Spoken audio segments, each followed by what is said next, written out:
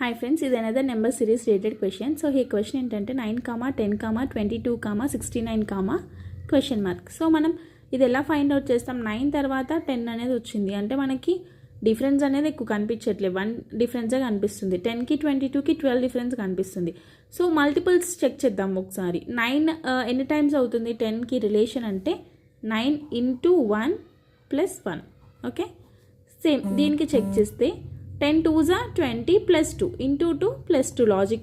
Okay, ఇక్కడ next 22 into 3 66 plus 3 69.